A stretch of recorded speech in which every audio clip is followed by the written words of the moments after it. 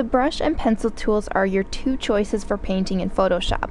The brush tool is used for painting foreground color onto an image using soft strokes of color, whereas the pencil tool paints hard edged lines. Since both tools paint with the foreground color, you're going to want to choose that color before you begin painting, and you can do that by clicking the foreground color box, selecting any one of the colors from the menu here. I'm just going to choose green and hit OK.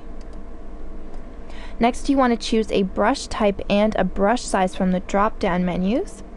Now you can change the softness or the hardness of the brush right here in the brush palette. If you are using the pencil tool, all the brush options have a hard edge. You can also choose from any one of the brush options in the menu here. If you click this arrow on the right hand side, you can also choose from any one of these brushes in the list here. You can choose a new blending mode. Opacity determines how much paint is applied with each stroke. The next two options actually are only brush options, and the first is flow. Now this determines how quickly paint is applied. It resembles opacity, except with flow, if your brush passes over the same area repeatedly, it will build up to full density. And the second option is select airbrush. Now you can do this if you want to paint continuously for as long as the mouse button is held down, even if you are not moving your cursor. And with the pencil tool, you can select auto erase. This option paints background color over foreground color if you click and drag over a spot containing your foreground color.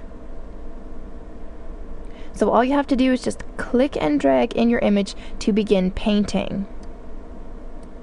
So as you can see, with the pencil tool, it paints very hard edge lines. So if we switch to our brush tool and click and drag, you can see how soft the edges on this brush are. You can also draw a straight line with either the brush or the pencil tool, and you can do that by clicking a start point, hold down your shift key, and then just drag across your image and click your ending point.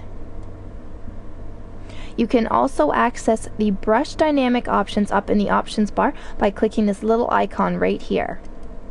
This allows you to specify which options will change with each brush stroke. So this includes texture, scattering, size, and color. You can also choose a new brush right here in any one of the menus.